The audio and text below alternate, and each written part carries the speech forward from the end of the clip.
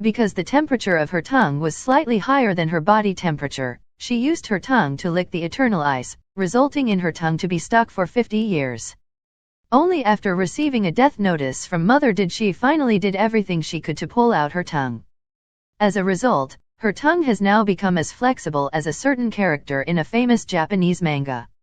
She could even tie it into a bow knot, and the most retort-worthy thing is that she could even speak fluently under that condition. In regards to that, I could only express my greatest surprise. There's no way I can copy that, nah. Perhaps starting to feel uncomfortable from my disdainful gaze, Fennis awkwardly coughed twice and said, "All right, princess, let us formally begin our lesson."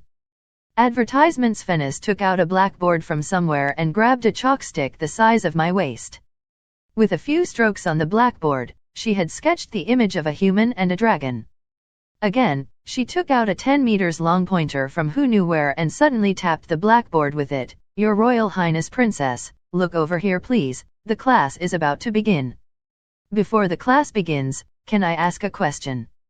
I raised my hand to ask. Fennis revealed a contented smile like a teacher who just discovered that her students were the diligent type and said, "Of course you can. Didn't they say there's no dragon who knows how to teach? Where did these specialized equipment come from?" "You mean these?" Fennis asked as she raised the pointer in her hand. When I looked at the pointer, I couldn't help but wonder if this pointer would be used to the students. "That sounds scary." I nodded. "These are left behind by a dragon who was once determined to become a teacher," Fennis answered. "Oh, then why didn't he become a teacher in the end?" "There is no teacher among the dragons right now." In other words, the dragon who wanted to become a teacher either failed or died. Combining their long lifespan, formidable power, and low IQ, I feel that the possibility of failing is much higher. Advertisements about that. Fennis let out a sigh. Before he learned how to become a good teacher, he was attracted to the next-door sister who studied as a nurse. He is now putting great effort into becoming a qualified nurse with her. I see, so he's a gentleman, pervert, who's controlled by his instinct. What determined to become a teacher, more like determined to openly peek at the female colleague's uniform and black stockings. I am starting to doubt if this race has really lived for 9 million years. Was there never a true hero who'd come to suppress these groups of silly dragons who only knew how to do foolish things? Oh, right, it seems like the human heroes are busy dealing with the Demon King. They don't have time to take care of these mentally deficient children. For the endgame bosses that appeared in countless stories, such as the evil dragon and the Demon King, to appear at the same time, the humans of this world are kind of pitiful. I unconsciously started to feel sorry for humans again. That's not right, I am here to study. Why am I thinking about these useless things for? What does the war between the humans and the Demon King have anything to do with me? It's not like I'm a human. Putting the useless thoughts aside, I waved my hand to indicate Fennis she can now begin the lesson. Advertisements. This chapter is provided to you by Relibrary. Please visit Relibrary to show the translators your appreciation and stop supporting the content thief. Cough, cough. Fennis cleared her throat and pointed at the dragon diagram. Dragons are born with high elemental affinity and extremely powerful body, which makes us stronger than any other race of the same level. Elemental affinity makes it easier for us to use magic.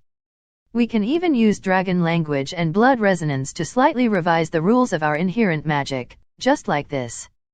Advertisement's magic power welled up in Fennis's body, then she directed her attention to the sea surface. Unfamiliar words came out from Fennis's mouth. I'd never heard those words before, nor did I even know what language they were in. However, I was able to understand the meaning of those words. It was as though those meanings originally came in pair with the words. No, it was more like the freezing phenomenon that followed just so happened to explain the exact meaning of those words. Following Fennis's words, the nearby sea surface started to freeze at an astonishing pace. Nearly 1,000 kilometers of the sea surface was frozen. That's the dragon magic? 1,000 kilometers of sea surface froze from just one word. So powerful. I apologize for belittling the dragons just now. As expected, the dragons are the romance of all men. Fennis looked at me a little proudly and said, That's a dragon's aptitude for magic. Next, I will show you a dragon's raw power. Fennis put down the pointer, then she flew towards the frozen sea surface and slammed it with her claws. Cracks began to form on the ice layer and instantly spread out from where her dragon claws were lodged in the ice.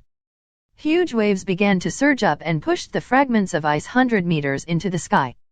After the waves settled down, Fennis' excited voice could be heard. How was it, princess? Aren't I amazing? Of course you are, I praised. Then with a smile, I pulled out the shard that struck my head from the resulting waves just now, but you'll have to think about how to explain this injury to Mother. Otherwise, I doubt you will live to see the sunlight tomorrow.